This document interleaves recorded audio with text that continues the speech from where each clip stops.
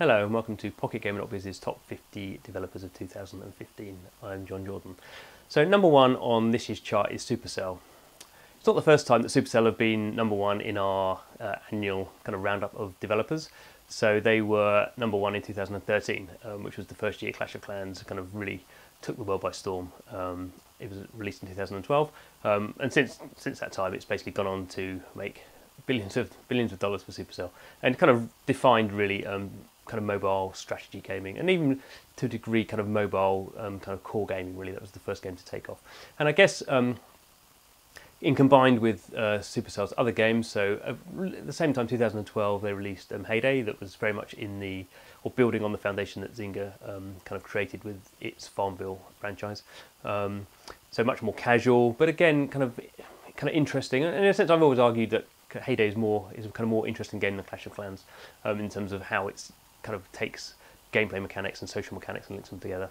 So those two games have been kind of sitting on the top of the charts for a number of years now. I guess one of the reasons that Supercell is back to number one this year is partly because Clash of Clans and Heyday just show no signs of going away. They're not losing their audience; they're just making more money.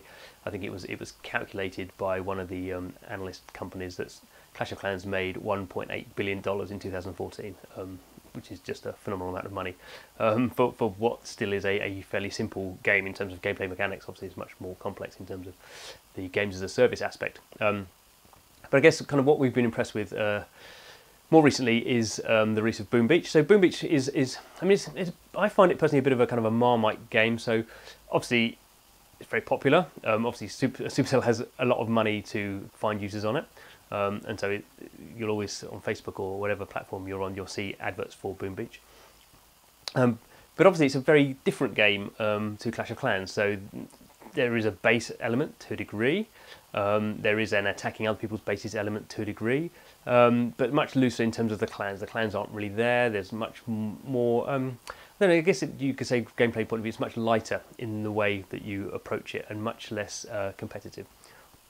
And I guess what's most interesting is the way that Supercell has released that game, which could have been cannibalistic to its Clash of Clans audience, but it's managed to kind of, as we're seeing now with lots of companies, it's managed to run it almost as like a companion product. It's almost as if it's like a Clash of Clans light to a degree. It's almost like a sister product. And we've seen over the years that Supercell, the one thing it is brilliant at is operating its games and keeping players engaged and keeping them kind of playing and thus spending money. And I think what we've really seen in 2014 with obviously Boom Beach being launched there, but it's kind of really taken until the start of 2015 to Boom Beach to really kind of find its position and kind of find its way up the top grossing charts and find its kind of self in those top 10 top grossing charts. And that's kind of testament not just to the basic kind of gameplay and the foundation, the design foundation that Supercell have kind of created with that game, but equally the way they've operated it.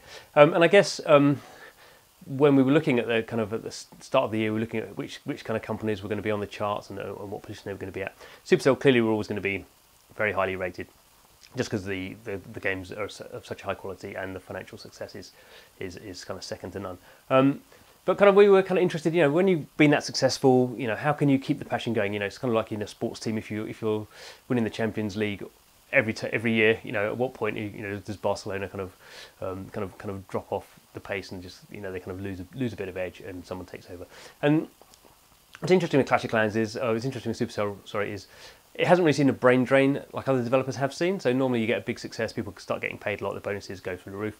There's only so many Ferraris you need, and they go off and they want to do something else. Haven't really seen that with Supercell. They're still a very tight team, just over 100, a bit over 100 people.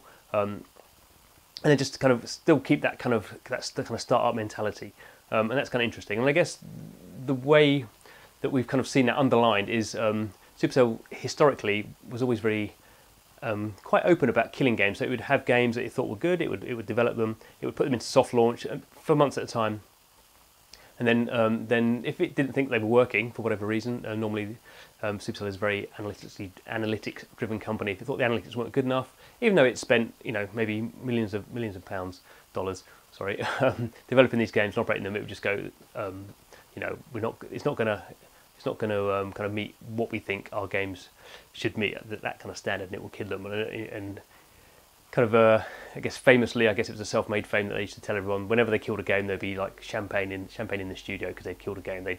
Something that could have been released and would have diminished their reputation hadn't happened, and that's a very hard thing to do for games companies. Games companies will always go, "Oh, it's not quite as good as we think, but we'll release it and just see what happens.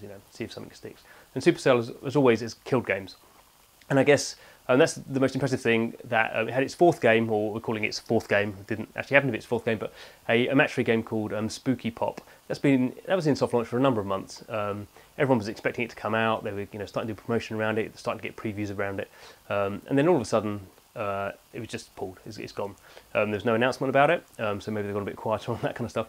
But I kind of think that shows kind of the confidence of a company. Obviously, it's the confidence of a company that has 3 games that are generating millions of dollars every day, so it's a different sort of confidence. But I kind of think the interesting thing is lots of companies in that situation almost find it harder then to kill a game because you have a reputation that all your stuff is brilliant, and Supercell, let's face it, has enough money to basically get a game somewhere in the top grossing charts. It can just market it to that extent if it wants to.